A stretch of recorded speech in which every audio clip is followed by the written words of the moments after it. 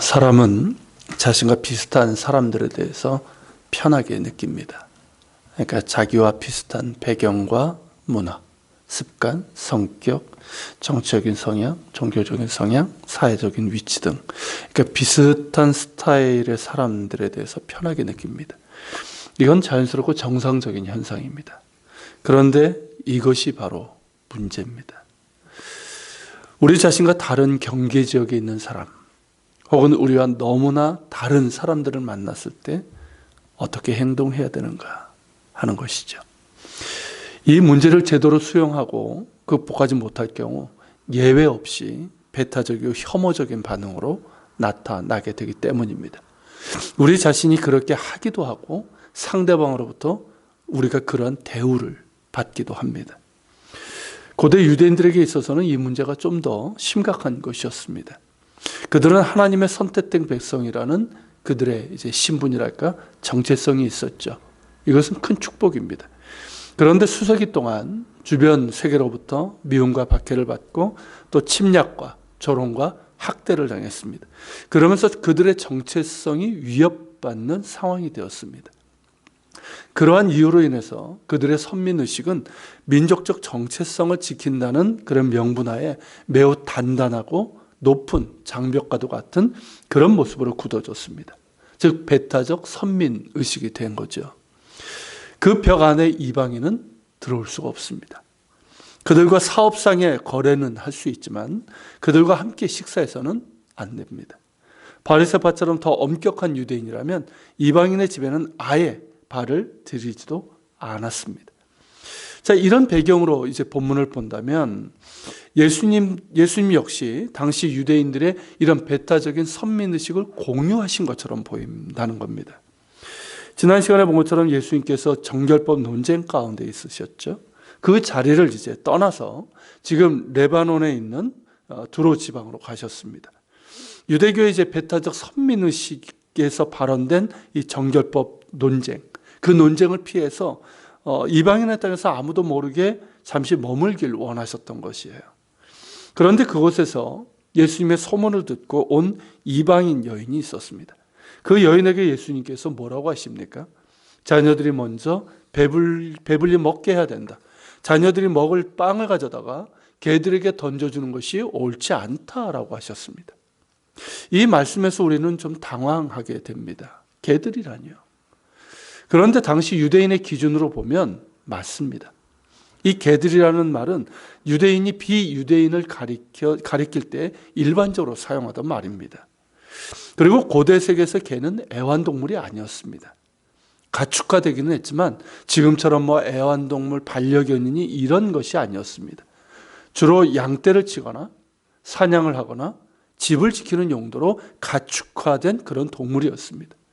그런데다 개는 시체를 먹는 동물이었고 거칠었고 사나웠고 그리고 종종 떼를 지어서 다닐 때는 매우 위험한 동물이었습니다.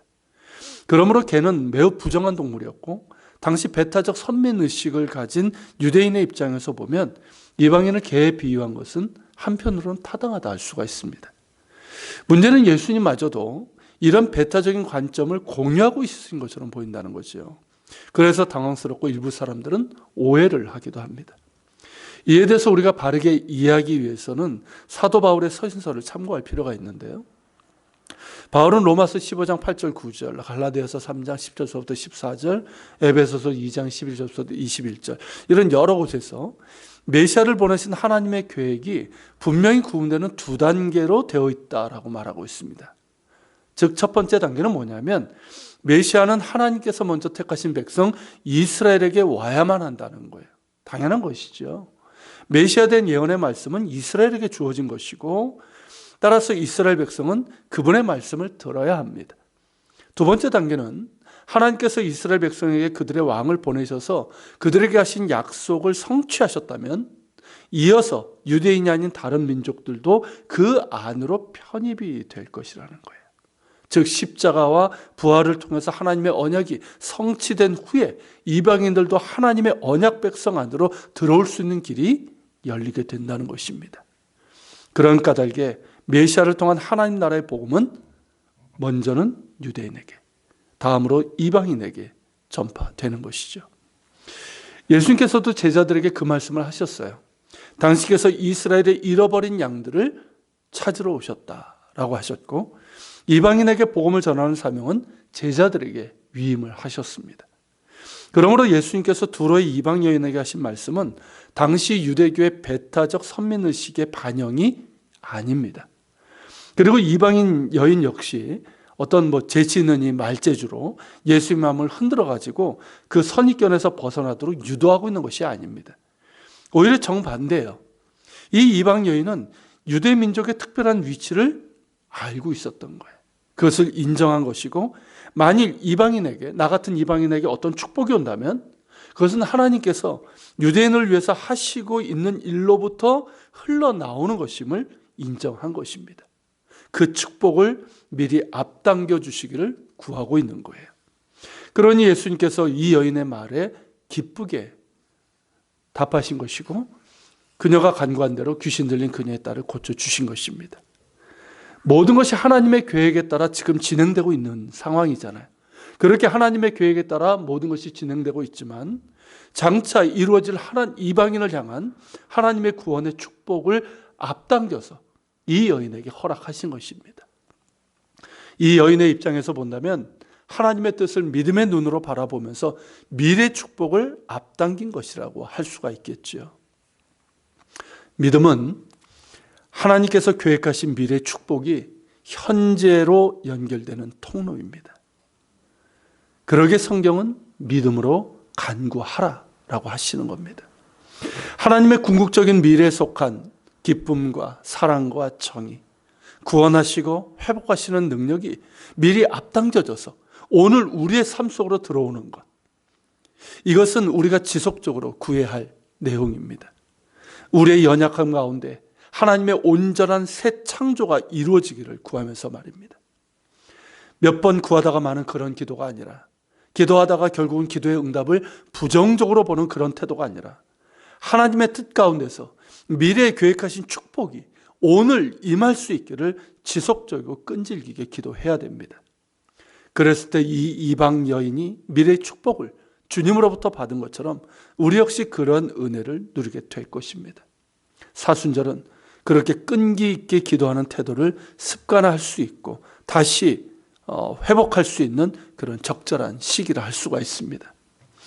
날마다 주님 앞에 엎드려 기도할 때마다 주님의 목적과 계획을 더 깊게 알게 하셔서 주님께서 우리에게 준비해 놓으신 그 선한 일들을 위해서 우리가 열정적으로 끈기 있게 기도하는 법을 배우게 해달라고 구합시다.